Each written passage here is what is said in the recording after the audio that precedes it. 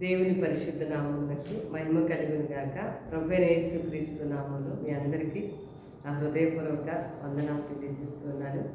ఈ దినం దేవుని యొక్క మాటలు మనం నేర్చుకునే శ్రేష్టమైన సమయంలోకి వచ్చాం. మనం నూతన నిబంధనలో మార్కు రాసిన సువార్తలో ఉన్నటువంటి మాటలు ధ్యానం చేద్దామండి. 5వ అధ్యాయంలో 25వ వచనం నుంచి ఉన్న వచనాలు. ఇక్కడ మనందరికీ బాగా పరిచయం ఉన్నటువంటి మాట. మార్కు సువార్త 5వ అధ్యాయం 25వ వచనం నుంచి. అక్కడ 12 ఏండ్ల నుండి రక్తస్రావ రోగం కలిగిన ఒక స్త్రీ ఉండెను.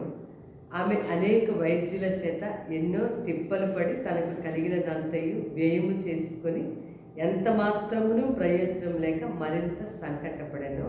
ఆమె యేసును గూర్చి విని నేను ఆయన వస్త్రము మాత్రము ముట్టినా బాగుపడుదును అనుకుని జనసమూహంలో ఆయన వెనుకకు వచ్చి ఆయన వస్త్రము ముట్టెను. వెంటనే ఆమె రక్తధార కట్టెను. అది ఈరోజు మనం నేర్చుకునేటువంటి విషయం. మార్కు సువార్త రాసిన మార్కు అనేటువంటి ఈ అద్భుతమైనటువంటి ఈ అంశంలో ఈ అధ్యాయం అంతా కూడా స్వస్థతల యొక్క అధ్యాయంగా మనం చెప్పుకోవచ్చు. ఎందుకంటే 5వ అధ్యాయం స్టార్టింగ్లో గెరాసీనుల దేశంలో దెయ్యం పట్టిన వ్యక్తిని స్వస్థపరచడం మనం చూస్తాం. తర్వాత అక్కడ యాయీరు కుమార్తె మధ్యలో మరి ఆయన రావడం, తర్వాత రక్తస్రావం కలిగిన స్త్రీ, తర్వాత యాయీరు కుమార్తె బాగుపడడం, ఆ విషయాలు ఇక్కడ చనిపోయిన ఆమె లేవడం, యాయీరు యొక్క కుమార్తె. ఈ అధ్యాయం అంతా టోటల్గా చూసినట్లయితే స్వస్థతలు. యేసు ప్రభు మరి ఆయన బ్రతికి ఉన్న ఈ భూమి మీద ఉన్నటువంటి సంవత్సరాల్లో అద్భుతమైనటువంటి స్వస్థతలు ఆయన అనుగ్రహిస్తూ వచ్చారు. స్వస్థత అనంటే అది ఒక ఆత్మకు స్వస్థత ఆయన ఇచ్చారు, శరీరానికి కూడా స్వస్థతలు ప్రభు అనుగ్రహించారు. ఇక్కడ మనం చదువుకున్న ఈ అధ్యాయం మొదట్లో సేన అనే దెయ్యం పట్టిన వ్యక్తిని మన ఇంటి దగ్గరికి వెళ్ళి ఆయన దేవుడు చేసిన కార్యాలు చెప్పమని అతన్ని పంపించినప్పుడు అతను 10 గ్రామాలకు, ఆయన 10 ప్రాంతాలకు వెళ్ళి సువార్త, అంటే దెక్కపొలి అంటే 10 విలేజెస్ అన్నమాట, అన్ని చోట్లకి వెళ్ళి ఆయన ప్రకటిస్తూ ఉన్నారు. అందరూ కూడా ఆశ్చర్యపడిపోయారని వాక్యంలో రాస్తుంది.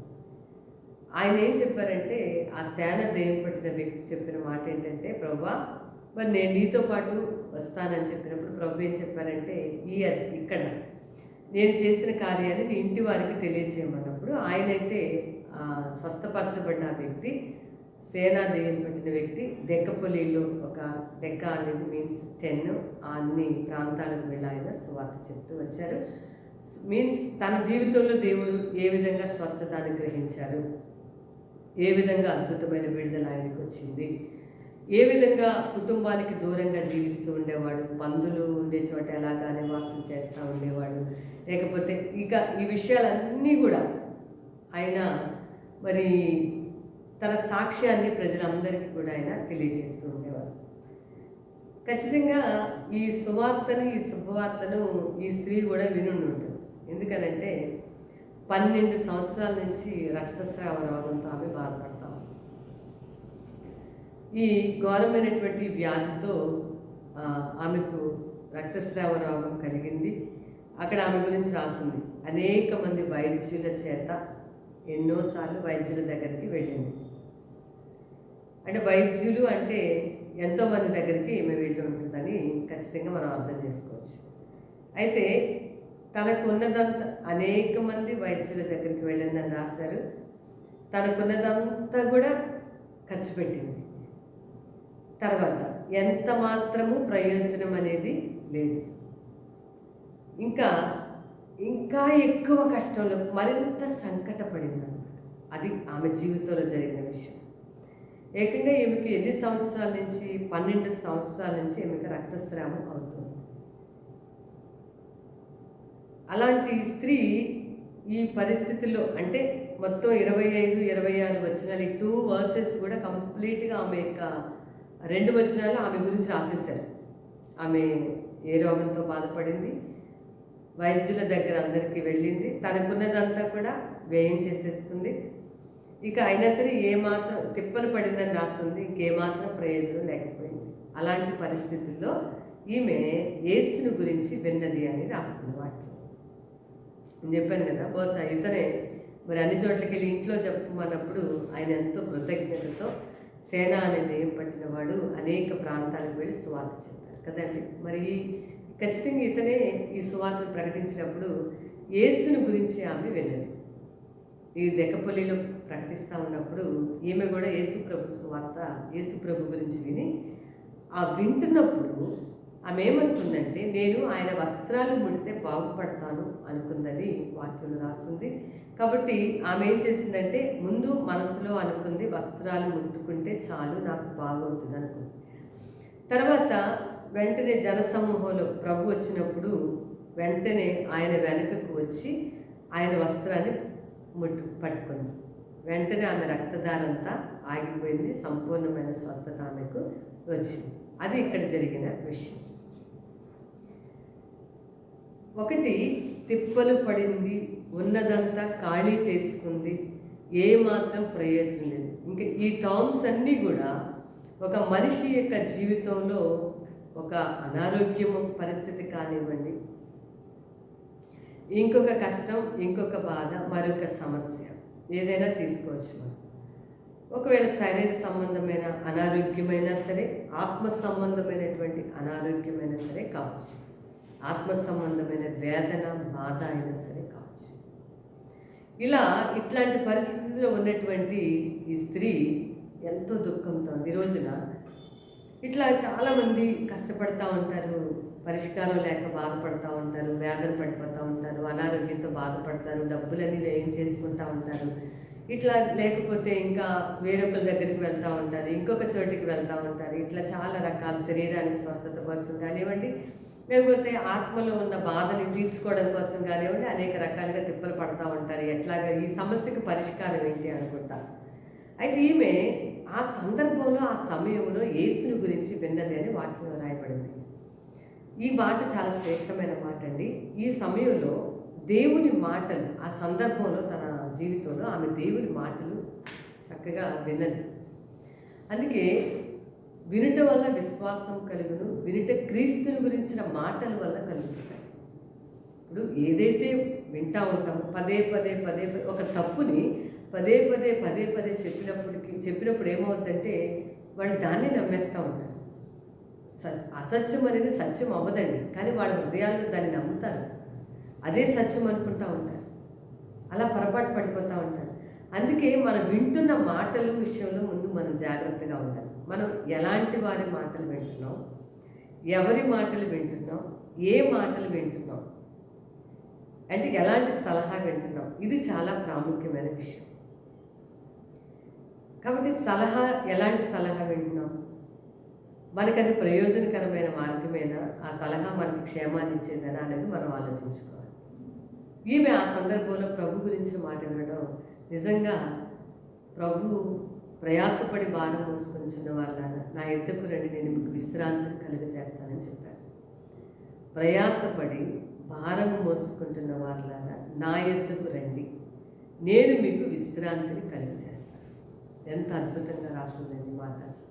ప్రభు అందరినీ కూడా అనారోగ్యం అనే ప్రయాస అయినా, ఆర్థిక సమస్య అనే ప్రయాస అయినా, లేకపోతే ఇంకొక చాలామంది కుటుంబాల్లో చిక్కుల్లో ఉంటారు, అలాంటి ప్రయాసలైనా, లేకపోతే తల్లి కూతురికి మధ్య, తల్లి తండ్రులు పిల్లలకి మధ్యలో, బంధువుల మధ్య, ఇలా ఎన్నో రకాల పరిస్థితులు, ప్రయాసలు ఉంటాయి.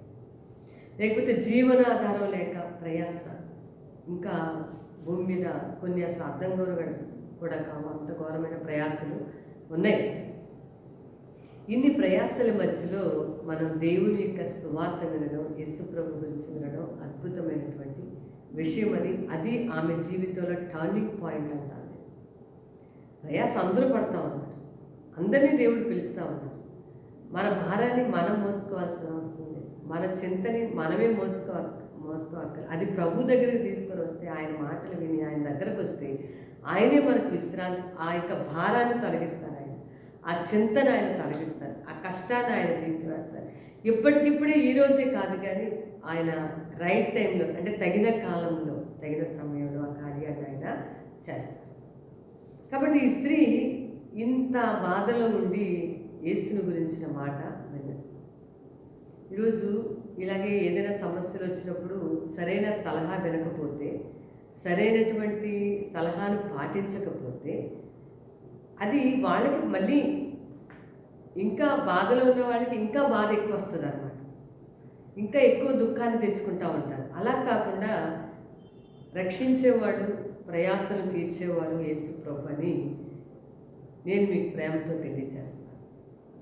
ఏ కులానికి చెందిన వారమైనా, ఏ మతానికి చెందిన వారమైనా, యేసుక్రీస్తు ఆయన హృదయానికి చెందినటువంటి ఆయన. దేన్ని మార్చేది కాదు, హృదయం మంచిగా మార్పు చెందడం కోసం ఆయన మనల్ని పిలుస్తూ ఉన్నారు. కాబట్టి ఈమె ఆయన గురించిన మాటలు వింటా ఉంది. ఈరోజు మనం ఎవరి గురించిన మాటలు వింటున్నాం? కొంతమంది సీరియల్స్ గురించిన మాటలు వింటూ ఉంటారు, కొంతమంది సినిమాల గురించిన మాటలు వింటారు, చూస్తారు, చదువుతారు. లేకపోతే ఇంకా కొంతమంది ఇంకా సమాజంలో న్యూస్ పేపర్లో ఉన్న విషయాలు విని విని వింటారు, టీవీలో ఉన్న మాటలు అవే వింటూ ఉంటారు, అవే వింటూ ఉంటారు. ఇలా అనేక విషయాలు విని విని వింటానే ఉంటారు. దానివల్ల ఇంకా సంకట పడతారు కానీ ఉపయోగం. కానీ యేసు ప్రభు గురించి నువ్వు ఏ స్థితిలో ఉన్నా సరే, ఎంత పరిస్థితిలో ఉన్నా సరే, మన ప్రయాసం తీర్చే ఆయన, మన భారాన్ని మనం మోసుకోవాలి, మన ప్రయాసం తీర్చే ఆయన మనకున్నారు. ఈ మధ్య నేను ఒక ఆమె నేను చూస్తూ ఉన్నాను. చాలాసార్లు ప్రభువుని నమ్మిన వారు ఇలాంటి ప్రయాసాలు వాళ్ళలో దాంట్లోనే ఉండిపోతూ ఉంటారు. కొంతమంది తెలియక ఉంటారు. ఒక ఆమె నేను చూస్తా, బండి మీద కూర్చుంది, బట్టలు మూట పట్టుకొని, వాళ్ళ కుమారుడు బండి నడుపుతున్నాడు. బండికి కుమారుడికి మధ్యలో ప్లేస్ ఉంది, ఆ మూటను తీసుకుని ఆ మధ్యలో పెట్టచ్చు. ఆమె ఎట్లా ఉందంటే ఆ మూటని తన ఒళ్ళో పెట్టుకొని ఆమె బండి మీద వెళ్తూ ఉందన్నమాట. నాకు చూసినప్పుడు అనిపించింది, మూటని ఒళ్ళో పెట్టుకోవడం ఎందుకు, ఆమె మొయ్యడం ఎందుకు, ఆ బరువు తను మొయ్యక్కర్లేదు కదా. అరే వాళ్ళిద్దరికి మధ్యలో ఉన్న ప్లేస్లో ఆ బట్టలు మూట పెట్టినట్లయితే సింపుల్గా ఆ భారం అంతా, ఆ బరువు తను మొయ్యక్కర్లేదు, బండే బరువు మోస్తుంది. అట్లా చాలాసార్లు మనం మన భారాల్ని, మన ప్రయాసాలని మనమే మోసుకొని, మనమే సాల్వ్ చేసుకొని అలా చాలా తిప్పలు పడిపోతూ ఉంటాం. కానీ ఆ సమయంలో, ఇలాంటి తిప్పల సమయంలో ఆమె ఏం చేసిందంటే ప్రభు గురించి వింది. మనం కూడా ప్రభు గురించి విని ఆయన దగ్గరకు వస్తే ఈమెకు రోగం ఎలా తగ్గిందో, మనకున్న ప్రయాస తీర్చబడుతుంది, మనకున్న భారం తీర్చబడుతుంది. సరే, విన్న తర్వాత ఆమె ఒక నిర్ణయానికి వచ్చింది. మనం తీసుకునే నిర్ణయం అనేది చాలా ముఖ్యమైన విషయం. ఆమె ఏం నిర్ణయం చేసుకుంది? ఆమె తీసుకునే నిర్ణయం ఏంటంటే, నేను ఆయన వస్త్రాలు ముట్టినా బాగుపడతాను అనుకున్నాను. ప్రభువు బైబిల్లో కొంతమందిని మరి ఆయన మాటతో స్వస్థపరిచారు, ఆయన దగ్గరకు వచ్చిన వాళ్ళని స్వస్థపరిచారు, రకరకాల విధాలుగా స్వస్థపరిచారు. ఈమైతే ఏమనుకుందంటే ఆమె విన్న తర్వాత ఒక నిర్ణయానికి వచ్చింది. మనం ప్రభు మాటలు విన్న తర్వాత ఒక సరైన రైట్ డెసిషన్ అనేది మనం తీసుకోవాల్సి ఉంటుంది. మనం తీసుకునే నిర్ణయము, జాగ్రత్తగా ఆలోచించండి, మనం తీసుకునే నిర్ణయము రేపు మన భవిష్యత్తుని నిర్ణయిస్తుంది. కాబట్టి నిర్ణయం తీసుకునేటప్పుడే సరైనటువంటి నిర్ణయం తీసుకోవాలి. అవునండి, చదువుల్లో కానీ, జీవితంలో కానీ, వివాహపు విషయంలో కానీ, అది ఏ విషయమైనా సరే నిర్ణయం తీసుకున్నప్పుడు జాగ్రత్తగా ఆలోచించి నిర్ణయం తీసుకోవాలి. ఆమె ఒక నిర్ణయం తీసుకుంది. ఆమె కూడా ఏం నిర్ణయం తీసుకుందంటే, యేసు ప్రభు వస్త్రాలు ముట్టితే నేను బాగుపడతాను అనుకుందని నిర్ణయం తీసుకుంది. ఆయన పట్టుకోవాలి, ఆయన వస్త్రాలను పట్టుకుంటే నాకు స్వస్థత కలుగుతుంది అనే నిర్ణయానికి ఆమె వచ్చింది. ఎంత అద్భుతమైన విషయం అది. ఎందుకు ఆమె వచ్చిందంటే, ఒక మంచి నిర్ణయం తీసుకుంది. మనం కూడా రూతు ఒక మంచి నిర్ణయం తీసుకుంది. ఓర్ప ఏం నిర్ణయం తీసుకుందంటే, వాళ్ళ సొంత ఊరు వెళ్ళిపోమన్నప్పుడు వెంటనే వెళ్ళిపోవడానికి నిర్ణయం తీసుకుంది. రూతు ఏమి నిర్ణయం తీసుకుందంటే, అత్తతో పాటు యూదా బెత్లెహేంకి రావడానికి నిర్ణయం తీసుకుంది. ఎంత అద్భుతమైన విషయం. ఓర్ప జీవితం అక్కడితో స్టాప్ అయిపోయింది, రూతు జీవితం అక్కడి నుంచి స్టార్ట్ అయింది. అద్భుతంగా ముగింపు అంతా అద్భుతంగా ఉంది. అంటే ఒక మంచి నిర్ణయం తీసుకుంటే మన ముగింపు అద్భుతంగా ఉంటుందండి. మన యొక్క నిర్ణయం మీదే మన యొక్క జీవితం డిపెండ్ అయి ఉంటుంది.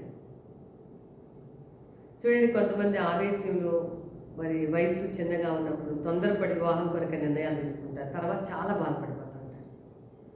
తర్వాత మనం కూడా ప్రతిసారి న్యూస్ పేపర్లో చూస్తూ ఉంటాం, వాళ్ళు ఎట్లాగా అనేక రకాల ఇబ్బందులకు గురవుతూ ఉన్నారు, ఎన్నో రకాల పరిస్థితులు.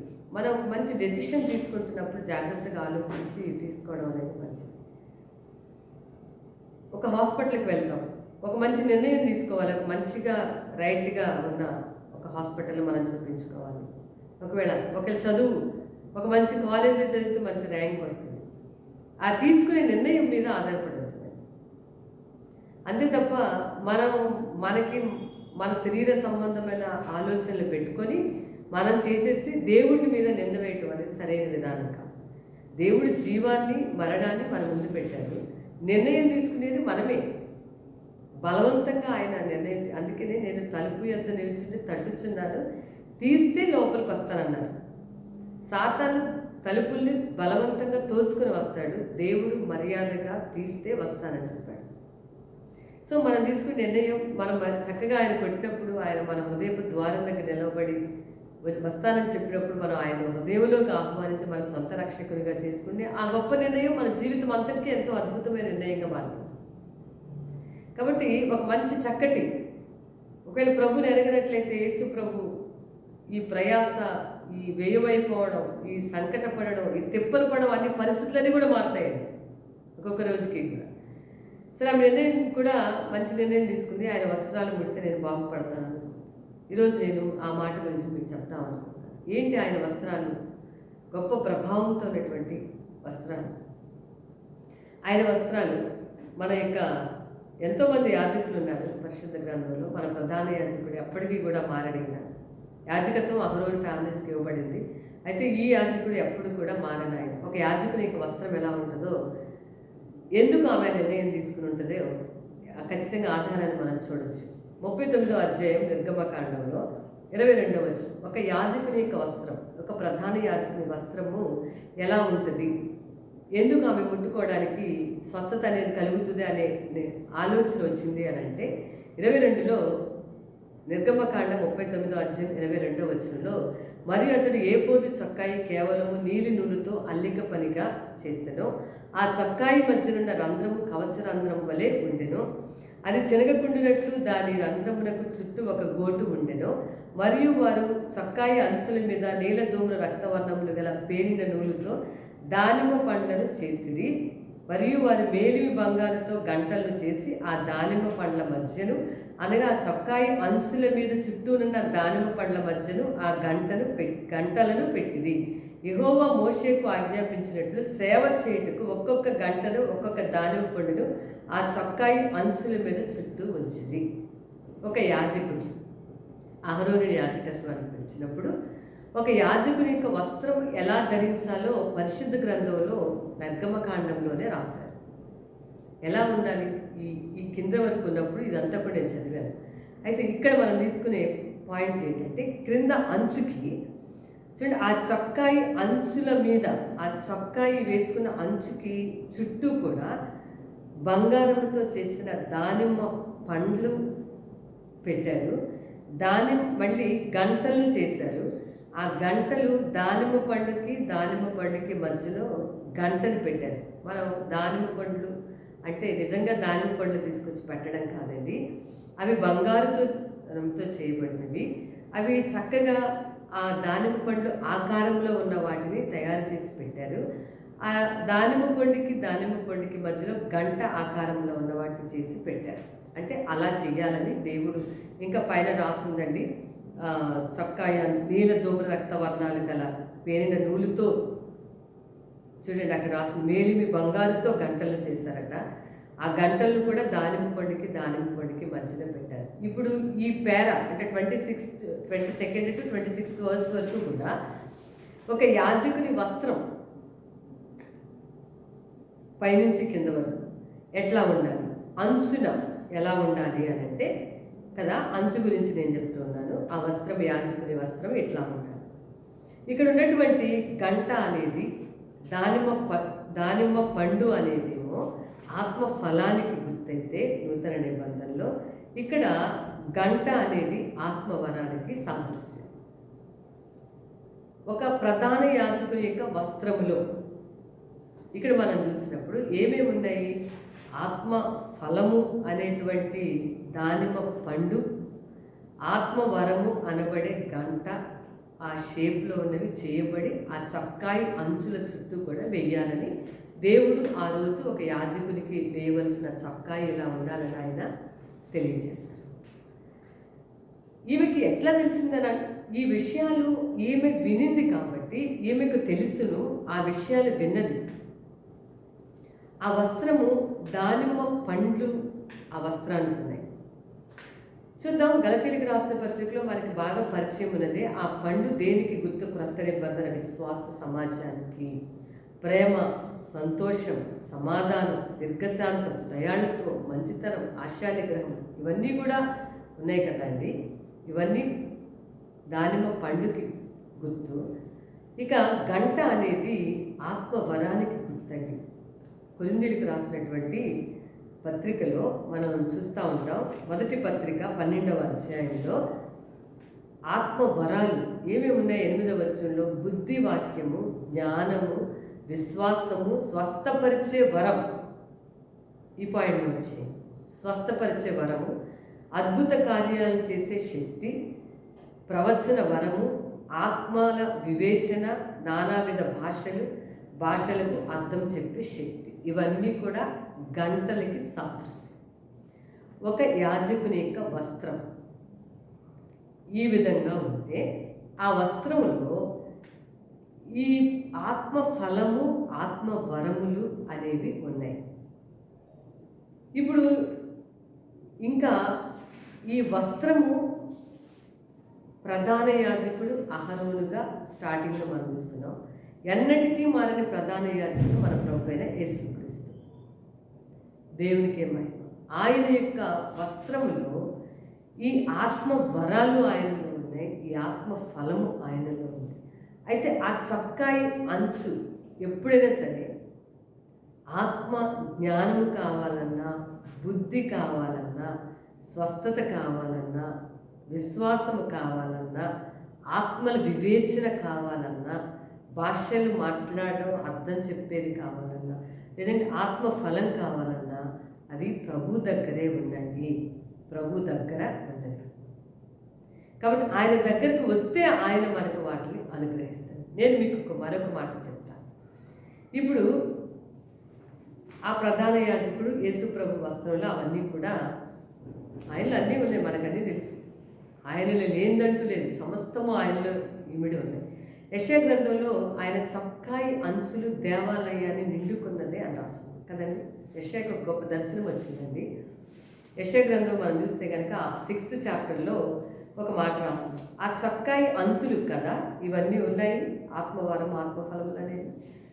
మరి ఎక్కడుంది ఈ చొక్కాయి అంచు? ఎక్కడ ఉందో చూడండి. బైబిల్లో ఎంత చక్కగా రాశారో. యెషయా గ్రంథం 6వ అధ్యాయంలో ఆ చొక్కాయి అంచు అనేది ఆయన రాజైన ఉజ్జియా మృతి నొందిన సంవత్సరంన అత్యున్నతమైన సింహాసనం నందు ప్రభు ఆసీనుడై ఉండగా నేను చూసి తిని ఆయన చొక్కాయి అంచులు దేవాలయాన్ని నిండుకునేను.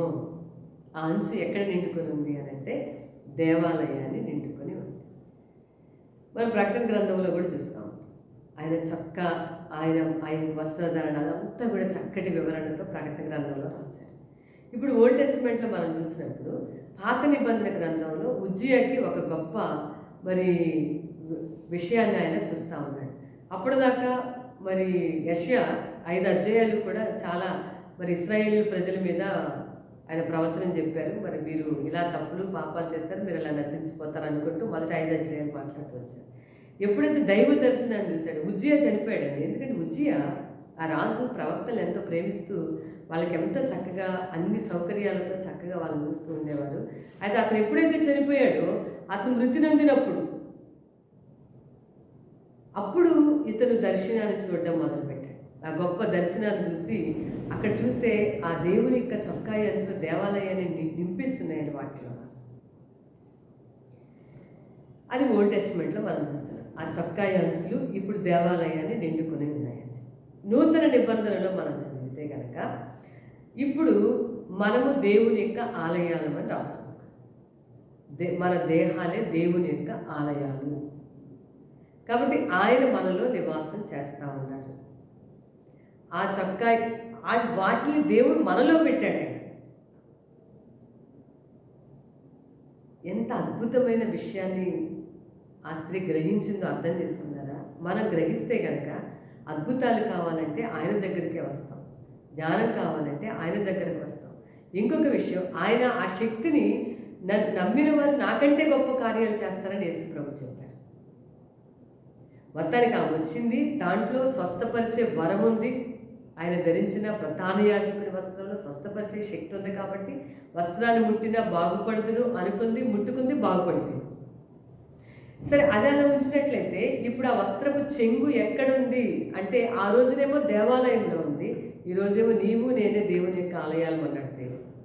ఈ దేహము దేవుని ఆలయం, దీన్ని పాడు చేస్తే దేవుడు అలా చూస్తా ఊరుకోనని కూడా చెప్పాడు.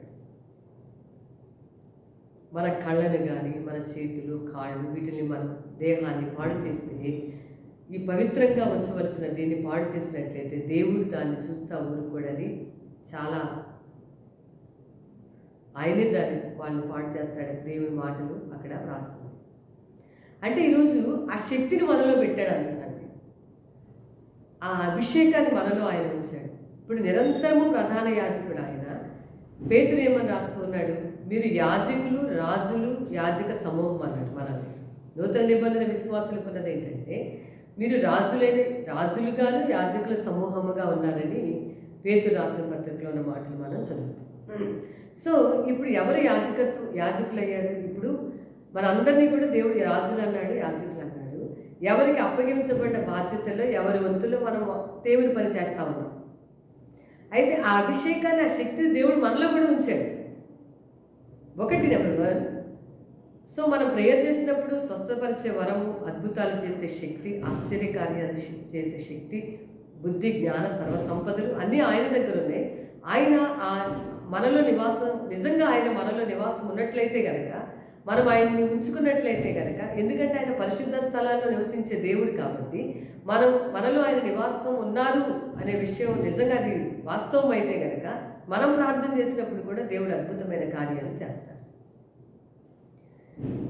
అపొస్తలుల కార్యాల్లో మనం చదువుతాం కదండి, అక్కడ ఏమని రాస్తుంటుందంటే చాలా అద్భుతమైన మాట రాస్తుంది. అక్కడ పేతురు నడుస్తూ ఉన్నప్పుడు అక్కడ వాక్యంలో రాస్తుంది, పేతురు నడుస్తూ ఉంటే వాళ్ళ మంచాలతో సహా ఆ స్వస్థత లేని వారిని తీసుకొచ్చినప్పుడు అతని నీడ పడగానే స్వస్థత, పౌలు నీడబడినప్పుడు స్వస్థత కలిగిందని.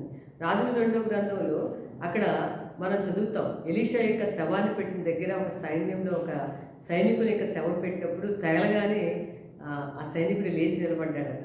అంటే ఎంత అద్భుతమైన ఆ అభిషేకం ఉంది ఎలీషా. అతను చనిపోయి కూడా అతన్ని తాకగానే ఆ సైనికుడు లేచి నిలబడ్డాడని బైబిల్ రాస్తుంది. సో ఈరోజు మనం అర్థం చేసుకోవాలి, ఆ యొక్క అంచె దినాలు, ఈ భయంకరమైన రోజుల్లో మనలో కూడా దేవుడు ఆ అభిషేకాన్ని పెట్టాడు, మనలో కూడా దేవుడు ఆ శక్తిని మనకి అనుగ్రహించాడు. కాబట్టి మనము యాజకులు అన్నాడు దేవుడు, రాజులు అని చెప్పారు. ఈరోజు మన ద్వారా కూడా దేవుడు మనకు ఆయన చేసిన కార్యాల కంటే గొప్ప కార్యాలు మీరు చేస్తారని నన్ను నమ్మిన వారిని ప్రభు చెప్పారు. ఆ వాక్యం ప్రకారం మనలో కూడా దేవుడు ఈ గొప్ప శక్తిని మనలో ఉంచాడు. ఈ ఆత్మ ఫలం మనం కలిగి ఉన్నామా, కలిగి ఉంటున్నామా? ఆత్మ వరాలు మనలో ఉన్నాయా? ఎందుకు ఇవి అని అంటే దేవుని రాజ్య వ్యాప్తి కొరకు, దేవుని రాజ్యం విస్తరించటం కొరకు తప్ప మన సొంత స్వార్థం కొరకు, మన యొక్క స్వార్థం కొరకు కానీ, మన యొక్క పేరు ప్రఖ్యాతల గురించి కానీ వీటిని వాడటానికి వీల్లేదు. దేవుని రాజ్యం కట్టబడాలి, దేవుని ప్రజలు దేవుని వైపుకి వీటి ద్వారా ఆకర్షించబడాలి, వాస్తవమైన విషయాన్ని గ్రహించాలి. అది ఇక్కడ శరీర స్వస్థత వచ్చింది ఆమెకు, రక్తధార కట్టింది, విడుదల కలిగింది ఆమెకు. ఇంకా ఏ అవసరతల కొరకైనా సరే ఈరోజు దేవుడు మనలో అభిషేకం ఉంచాడు. ఇప్పుడు ఇక మన అందరికీ ప్రధాన యాజకుడు ఏ అవసరమైన ఆత్మ ఫలమైన ఆత్మవరాన్ని దేవుని బిడ్డలారా, మనం ఇంకా సంవత్సరాలు గడుస్తూ ఉన్నాయి, ఇంకా చిన్న పిల్లల్లాగా పాలు త్రాగేవారంగా కాకుండా, ఇంకా చిన్న చిన్న విషయాల కొరకు ఇంకా అట్లా చూడడం కాకుండా దేవుణ్ణి ఆత్మ వరాలతో, ఆత్మ ఫలంతో నింపమని అడిగి దేవుని రాజ్యానికి నేను ఉపయోగపడాలని మనం మండుతూ ఇతరులను మండించేవారిగా ఈ సంవత్సరంలో మనం జీవించాలి. అవునండి, ఆత్మ స్వస్థత, శరీర స్వస్థత, ఆత్మ రక్షణ, ఆత్మ ఫలం ఇవి మనం కలిగి ఉండాలి, ఉన్నామా లేదా అని మనం పరీక్షించుకుందాం. ఒకవేళ మనం ఇంకా అవిధేయులుగా ఉన్నట్లయితే మనం క్షమించమని అడుగుతాం. వీటిని మనం కలిగి దేవుని రాజ్య వ్యాప్తి కొరకు మనం ప్రయాసపడాలి. ప్రజలకు, ఇతరులకు ఆశీర్వాదకరంగా మనం ఉండాలి, ఇతరులకు దీవెనకరంగా మనం ఉండాలి. అది మన సొంత ఘనత కొరకు కానీ, మన సొంత అంటే గొప్పతనం గురించి కానీ వాటిని వాడడానికి వీల్లేదు. ఏదైనా మనకి ఏదైనా అది దేవుని కృప అనేది అప్పటికీ కూడా మర్చిపోకూడదు. ఏదైనా కలిగితే అది దేవుని కృపే తప్ప మనలో ఉన్నదంటూ ఏదీ లేదనే విషయాన్ని ఈరోజు నేను మీకు జ్ఞాపకం చేస్తాను. కాబట్టి దేవుని బిడ్డలు ఈరోజు గ్రహిద్దాం. ఆలయాలు మనమే, ఆ శక్తిని మనలో ఉంచారు. నిజంగా మనం కలిగి ఉన్నామా లేదా పరీక్షించుకుందాం. ప్రభువుని అడుగుదాం, ఆయన దగ్గరికి ఆయన్ని మరి గోజాడుదాం, ఆయన దగ్గర నుంచి పొందుకొని ఆయన రాజ్యం కొరకు మనం మండుదాం. అనేక మందిని మండించే వరకు ఉందాం. ప్రవక్త అయిన యోహాను గురించి మండుచు ప్రకాశించుచున్న వ్యక్తినిగా పేరు వచ్చింది. ఈరోజు నీవు నేను కూడా మండుచు ప్రకాశించుచున్న వారముగా దేవుని రాజ్యానికి, ఆయన ఇచ్చే వరాలు ఫలాన్ని దానికి ఆయన రాజ్యపు వ్యాప్తి కొరకు ఉపయోగపడేందుకు మనం ప్రయాసపడదాం. అటువంటి కృప, ఆత్మవరాలు, ఆత్మఫలం దేవుడు మనందరికీ దయచేయను గాక. దేవుడి మాటలు దీవించును గాక. ప్రార్థన చేద్దాం. మహాపరిశుద్ధుడైన తండ్రి, వందనాలు, స్తోత్రాలు చెల్లిస్తూ ఉన్నాం. ఇదిన మీరు మాతో మాట్లాడిన శ్రేష్టమైన సందేశాన్ని బట్టి వందనాలు. యాజకులుగా, రాజులుగా నీవు మమ్మల్ని చేసావు. మేమే నీకు ఆలయాలు అన్నావు ప్రభా. ఇప్పుడు నువ్వు ఆలయాల్లో నివసిస్తారా అని సొలొమోనుతో మాట్లాడావు. మాలో నివసిస్తూ ఉన్నావు కాబట్టి మేము తండ్రి ఆత్మవరాలు కలిగి, ఆత్మఫలం కలిగి మేము మండుతూ ఇతరులను మండించేవారుగా మమ్మల్ని పరిశుద్ధాత్మ శక్తితో అభిషేకించి సంవత్సరం అంతా నడిపించమని యేసయ్య నామములో అడుగుచున్నాం తండ్రి. ఆమేన్. God bless you.